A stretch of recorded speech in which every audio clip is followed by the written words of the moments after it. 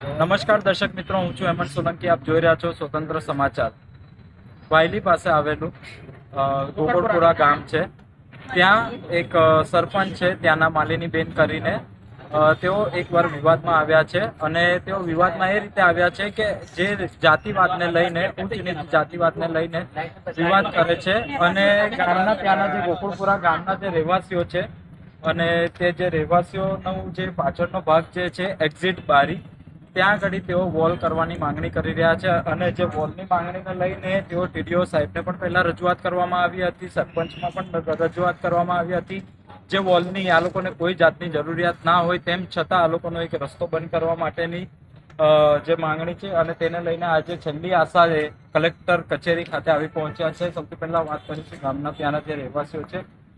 કૌશિકભાઈ, શું તમારા ગામની અંદર શું શું સમસ્યા છે અને સરપંચને લઈને શું વિવાદ છે? જય ભીમ, જય સંવિધાન. મારું નામ કૌશિક સોલંકી છે. હું ગોકળપુરા ગામનો રહેવાસી છું. અમને સરપંચ દ્વારા નોટિસ બજાવવામાં આવી છે કે તમારો પાછળનો બેક સાઈડનો જે પૂર્વ દિશાનો દરવાજો ત્યાં કમ્પાઉન્ડ વોલ મારવાનો કહે છે પંચાયત દ્વારા. અને એ અમારા વર્ષોથી બાપ દાદાની જે અમારી પેઢીઓ છે એ આ રીતનો જ છે.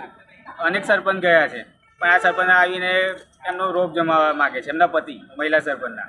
એટલે સરપંચનો કોઈ વિવાદ નથી, તેમના જે ઘરવાળા છે તેઓનો વિવાદ છે, તેમનો ત્રાસ છે. એમાં એવું છે, થાઈને જ મહિલા સરપંચ નહીં ચાલે, બધો વહીવટ તો અલ્પેશભાઈ કરી કરે છે બધું. અલ્પેશભાઈ તેમના જે પતિ છે તેઓ પૂરો વહીવટ કરે છે. મહિલા સરપંચના પતિ છે એ વહીવટ કરે છે અમારે. એટલે આ પ્રકારનો કોઈ વિરોધ તમે કર્યો કે જે સરપંચ ના હોવા છતાં તેઓની પ્રમાણે જે કામગીરી ચાલતી હોય તેની માટે કોઈ વિરોધ કર્યો તમે કોઈ? અમે લોકો વારંવાર તલાટી સાહેબ, ટીડીઓ બેન, તાલુકા પંચાયત બધા રજૂઆત કરેલી છે. હાલ એક બુધવારથી આવતા નથી, પણ એની સાથે સાથે સરપંચ પણ બંધ થઈ ગયા છે. સરપંચ પણ નથી આવતા, અમારી પંચાયત એમ જ પડી રહે છે. અને આજે વોલને લઈને વિવાદ ચાલી રહ્યો છે, તે કઈ રીતની વોલ બનાવવા માંગે છે અને કયા કારણોથી આજે વોલ બનાવવા માંગે છે? એમને એવું છે કે અમે દલિત સમાજના છે, વાલ્મિક સમાજના છે, તો અમને લોકોને કેદ કરવા માંગે છે કે અમારી નીચી સમાજ છે એટલે એમના કોઈ મોટો જાનનો લગ્ન પ્રસંગનો વરઘોડો આવો હોય તો અમારી સમાજ દેખાવી ના જોઈએ. એ લોકોને આમ કહેવા એવું માગે છે. તમે ત્યાંના જે સરપંચ સદસ્યના જે ચેરમેન છો અને આજે બધા ઠરાવ પાસ થાય છે, તો તેમાં તમને કોઈ જાતનો ઠરાવ અંગેની કોઈ વાત કરવામાં આવે છે? કોઈ લેખિતમાં રજૂઆત કે પછી કોઈ મૌખિકમાં રજૂઆત કરીને તમને કોઈ પણ જાતનું પૂછપરછ કરવામાં આવે છે કે પછી ડાયરેક્ટ જ આ લોકો ઠરાવ પાસ કરી લાવે છે? જી, મારું નામ સોલંકી ભાવના છે, સામાજિક ન્યાય સમિતિ ચેરમેન છું. અમે જ્યારે પંચાયત કચેરીમાં અમારી જ્યારે સામાન્ય સભા હોય ને ત્યારે અમારી પાસે ખાલી સહી કરાવી લેવામાં આવે છે કે અમને કંઈ પૂછવામાં નથી આવતી કે આ ઠરાવ માટેની સભા બોલાવવામાં આવે છે. એવું કશું કહેવામાં નથી આવતું. ડાયરેક્ટ હાજરી પત્રકમાં તમે સહી કરો, બસ સભા પતી ગઈ, હું હવે મારે લેટ થાય છે એટલે હું જાઉં છું એમ કહીને ઠરાવ કોઈ અમારી સામે નથી કરતા. એવું અમારા સરપંચને પણ વારંવાર અમે કહ્યું છે કે ભાઈ તમે અમારી સામે ઠરાવ કરો, પણ અમારી સામે કોઈ પણ પ્રકારનો ઠરાવ નથી કરતા. એ અંગે પણ અમે ટીડીઓ મેડમને પણ રજૂઆત કરી, પછી ડીડીઓ બધા રજૂઆતો કરી, પણ તોય છતાં કોઈ વાત અમારી ધ્યાનમાં લેવામાં નથી. સ્મશાનને લઈને પણ કોઈ વિવાદ ચાલે છે, તેનો શું વિવાદ છે? અમારે સ્મશાન અમારે જે બનાવવાનું છે હાલ, તે જગ્યા અમને એમ કે છે કે બાયલી કોર્પોરેશનમાં ગયેલ છે, તેથી તમારા માટે અમે સ્મશાન નહીં બનાવી આપીએ, અમને એમ કહેવામાં. ગામની અંદર કોઈ સ્મશાન ખરું? હા, મુખ્ય સ્મશાન છે, બધી જાતના એક જ મુખ્ય સ્મશાન છે, પણ ત્યાં એમ કહે છે કે તમારું વાલ્મીકી સમાજનું અલગથી સ્મશાન બનાવો. અલગથી સ્મશાન બનાવવું હોય તો એના માટે અમારે જગ્યા જોઈએ. એ જગ્યા એમ કે છે કોર્પોરેશનમાં ગઈ છે. હવે કોર્પોરેશનમાં અમે કેવી રીતે પાછી લાવીએ? અમને કીધું ભલે કોર્પોરેશનમાં ગઈ હોય તો તમે ત્યાં અમને સ્મશાન બનાવી આપો.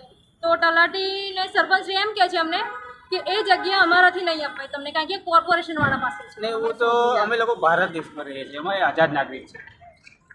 દરેક ગામમાં સરકાર અમને જે મુખ્ય સ્મશાનની ગ્રાન્ટ આવે છે અમારા ગામમાં, અને ગામમાં આવીને બધા ઇન્ડિવિજ્યુઅલ પોતપોતાના સ્મશાન બની જાય છે. તો અમારું તો એક જ માંગણી છે, અત્યાર સુધી આન બનાવ બન્યો નહીં, પણ કંઈ કારણસર બનશે તો અમે લોકો મુખ્ય સ્મશાનનો ઉપયોગ કરીશું. આ બીજી વસ્તુ કે અમે લોકો ટીડીઓ સાહેબને રજૂઆત કરી હતી આની 1/3/2024ના દિવસે. ત્યાર પછી અમને જવાબ આપ્યા સિવાય ટીડીઓ બેને અહીંયા વહીવટી મળી આવી છે કમ્પાઉન્ડ વોલની. હવે અમારે તો વિચારું છું, પછી અમારે છેલ્લો ઓપ્શન અહીંયા હતો કલેક્ટર કચેરીનો. અમે આશા રાખીને અહીંયા આવ્યા છીએ કે અમને યોગ્ય ન્યાય અહીંયાથી મળશે. સરપંચના વિવાદને લઈને શું કહેશો તમે? વિવાદ એવો છે કે સૌથી પહેલાં કે તૂટેને એની વાઈફ આવી છે માલિની બેન, અને બધું વહીવટ કરે છે સરપંચ ના હસબન્ડ કરે છે, અલ્પેશ પટેલ. હવે એ સોશિયલ મીડિયા પર પોતે જાહેરમાં કરે છે, તમે જોઈ શકો છો. હકથી કરે છે, એટલે તમારી પાસે પ્રૂફ છે કે બધી રીતના વહીવટ કરે છે અને દાદાગીરી તો ફૂલ છે. અમને એવું જ કીધું કે તમારાથી થાય એ કરી લો, હું મારા દમ પર બધું જ કરી લઈશ. મારા છેક ઉપર સુધી પાવર છે કે એટલે અમે ટીડીઓમાં ઘણીવાર રજૂઆત કરી તો બી છતાં કંઈ આન્સર નથી મળી રહ્યો. એટલે આજે અમારે કલેક્ટર સાહેબના ઓફિસે આવવાની જરૂરત એટલા માટે પડી છે. બીજું કે જે તે ટાઈમે અમારા ફર્સ્ટ ટાઈમે એ ભાઈ નોટિસ ફટકારી હતી કે રસ્તો બનાવો, રસ્તા માટે 9 ફૂટનો રોડ જોયું. તો એ તે ટાઈમે બી એ ભાઈ જે અમારી હદમાં હતું તો બી છતાં અમારું તોડાવવાનો પ્રયત્ન કર્યો છે. અને જે સામેની સાઈડે 2-3 ફૂટ તૂટ્યું છે બરાબર છે, તો બી છતાં ફરી ડેવલપ થઈ રહ્યું છે બધું વસ્તુ.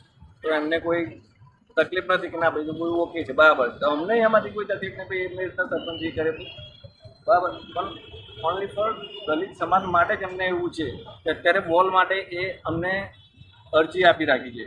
અને જે તે ટાઈમે ગ્રાન્ટ મંજૂર નથી થઈ એના એડવાન્સ અમને આપી દીધી. તો અમને ક્યાંથી ખબર પડી છે કે ભાઈ અહીંયા મને મંજૂરી મળી જવાની છે. અને ઓલરેડી ટીડીઓમાં ગયા તો ટીડીઓ એવું કહે છે કે ના અમને મંજૂરી નથી મળી છે.